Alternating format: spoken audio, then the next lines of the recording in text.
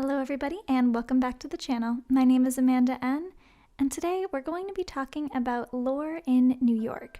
So we already did this for Massachusetts, but I figured we would do it for New York, which is the only other state I've lived in for an extended period of time. Anyway, although there may be a lot of strange happenings in the state, tales of ghosts in the city and all that kind of stuff, today I wanted to discuss one urban legend in particular, which is Cropsy. Cropsy, if you don't know, is kind of like the boogeyman of Staten Island. He was rumored to be a homicidal madman, according to the source The Lineup, and an escaped mental patient with a hook for a hand who hunted children and dragged them back to the tunnel system that lay under the abandoned ruins of Old Seaview Hospital, a former tuberculosis sanitarium. As horrifying as that sounds, Cropsy, in many ways, isn't unlike the Llorona or other legends that have inspired movies and made their way into mass media. Just like them, Cropsy was, in many ways, a tale told to frighten children, to get them to stay near the house and not run off on their own. However, in the 1980s, the children of Staten Island had even more reason to fear their local boogeyman. Cropsy had come to life in the form of an actual homicidal madman who really did hunt children. Soon, the urban legend would be unmasked as Andre Rand. Where Cropsy differs from many other urban legends, such as the Pukwudgie, for example, it's that he became real. I'm not saying Andre Rand had a hook for a hand or that he was inspired by the lore of Cropsy even, but he undeniably became a part of its mystery when this real-life killer began kidnapping children. According to All That's Interesting, born on March 11, 1944 in Manhattan, New York, Rand is considered to be the most notorious criminal Staten Island has ever known.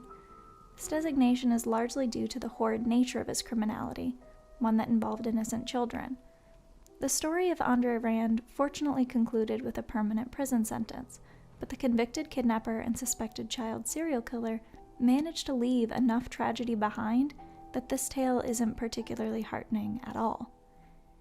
He is, however, currently serving consecutive 25 years to life sentences. The man's dark and perversely engrossing life began as a real-world-time bedtime story, as the kids of Staten Island were regaled with spooky tales of a boogeyman-esque figure who had a hook for a hand. The shape would drag children away from the safety of their homes and carry them to an abandoned hospital. This villainous entity became known as Cropsy, which Andre Rand soon embodied, as he committed strikingly similar acts as he terrorized the Staten Island community. Rand worked as a custodian at Staten Island's Willowbrook State School in the 1960s.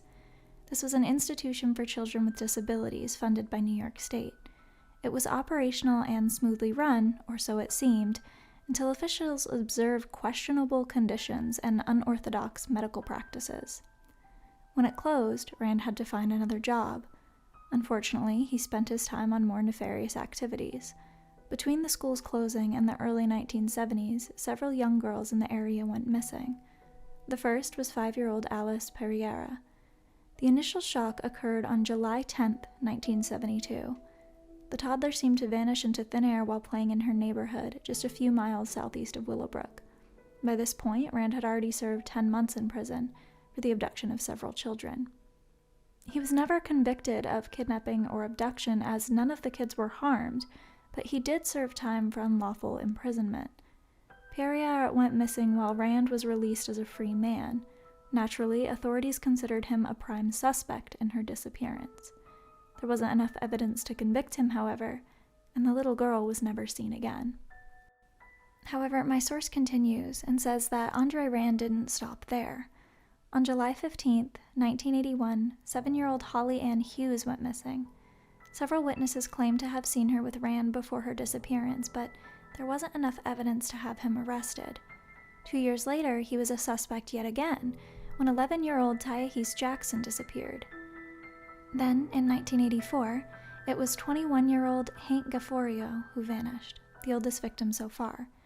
It wasn't until 12-year-old Jennifer Schweiger went missing on July 9, 1987, that police were finally able to arrest Rand. He was caught lying to reporters, saying that he never met Jennifer when witnesses saw him with her. When her body was found in a shallow grave on the former property of Willowbrook State School, It confirmed to investigators that not only was Andre Rand a kidnapper, but a killer. Another source states, in the court of public opinion, the case was open and shut. Rand was an ex-con with a record of crimes against children. In 1969, he was arrested in the South Bronx after attempting to rape a young girl. Then, in 1983, while working for a Staten Island school bus company, he kidnapped 11 children, brought them lunch, and drove them to New Jersey's Newark International Airport for no apparent reason. In 2004, just 4 years shy of becoming eligible for parole, Rand was put on trial once more, this time for the 23-year-old case of Holly Ann Hughes. Prosecutors presented new evidence in the proceedings, and a jury convicted Rand of kidnapping the little girl. He was sentenced to another 25 years. The cases of Tyahese Jackson, Alice Pereira, and Hank Gafforio all remain unsolved. In each, Rand is a prime suspect. But with the bodies still missing, they remain lost youths who fell victim to the Cropsy legend. Andrew Rand's disturbing life and acts have been documented in a 2009 film called Cropsy, which has won awards after its premiere at the Tribeca Film Festival. So if you want to see more about this, I'd highly recommend checking it out. However, not everyone wants to see the movie. Willowbrook doesn't want it shown, perhaps to escape their dark past, I'm not sure. A New York Times article about the topic reads, Ms. Katungo, who attended the Cropsy premiere at the Tribeca Film Festival last year, agreed. I never got the reason they don't want it shown at Willowbrook, she said of the Hughes family. Jennifer was found there. The story began there. Andre Rand lived there. It's not tall tales, it's truth. Jennifer should be honored and remembered, and maybe some of the other kids in time can be found also. Never give up. The investigation they undertook, Ms. Brancasio said, was like peeling an onion, as one interviewee led to another, and each person provided another version of the Rand tale. What's reflected in the film is a specific time and a mood of fear that prevailed in the late 80s. The kids' urban legends were about escaped mental patients who lived in the woods with a hook for a hand, Mr. Zeman said. But the adult urban legends were about the satanic panic, devil-worshipping, heavy metal music, child pornography, and child slavery rings. There was this child-snatching hysteria and a convergence of fears that drove Staten Islanders into a frenzy.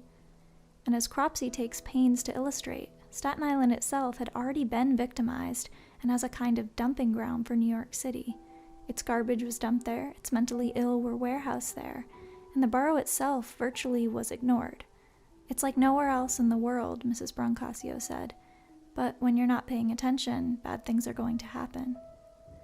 As for Cropsy itself, its word, its legend, and if it still exists today, that's what I wanted to explore next. After all, though we know about this supposed Cropsy killer, what makes this legend more terrifying is that, could it still exist today? Is there any truth to it? According to the documentary, no one knows where the word Cropsy truly comes from, but the name Cropsy first starts to appear in the annals of New York history around colonial times. Probably the most famous Cropsy is the Hudson River School painter, Jasper Cropsey, who, interestingly enough, was born on his father's farm in Staten Island, New York, and is now buried in the Sleepy Hollow Cemetery, which is obviously the site of another famous urban legend. Jasper Francis Cropsey was an important American landscape artist of the Hudson River School. Cropsey was born on his father Jacob Rousseau's Cropsey's farm in Rossville on Staten Island, New York, the oldest of 8 children. As a young boy, Cropsey had recurring periods of poor health. While absent from school, Cropsey taught himself to draw. His early drawings included architectural sketches and landscapes drawn on notepads and in the margins of school books. After studying architecture for 5 years, he turned his attention to landscape painting, under the instruction of Edward Murray. Even though Jasper could be the source of the name, he certainly doesn't seem to be the source of the legend. After all, there's nothing to suggest that Jasper Cropsey was a kidnapper, so perhaps someone that visited the Sleepy Hollow Cemetery saw the name and went with it? Most sources that talk about Cropsey aren't about urban legend at all. In truth, most of what I found are about Rand himself and how he became the real-life embodiment of the horror that Cropsey stood for. The legend, the man with a hook for a hand, pales in comparison to the true thing. "I call him the Hannibal Lecter of Staten Island," said Donna Katungo, the president of Friends of Jennifer for Missing Children, a volunteer group that still searches Willowbrook's 385 acres twice a year in search of the other missing girls. "He terrified a whole community. He still haunts us." In short, this hook-hand boogeyman doesn't seem to exist, but Andre Rand most certainly did. There's a few sources, including the documentary itself, that question if Andre Rand's guilt was exaggerated, taken from legend. For example, one source states, "Cropsy's video quality is lo-fi and Zeman and Brancasio, the creators of this documentary, overemphasize their main theme, that Staten Island welcomes scapegoats and conspiracy theorists. But the movie is effectively creepy, and the lack of physical evidence in the Rand case raises disturbing questions about how much presumption and anxiety influences the outcomes in our courts.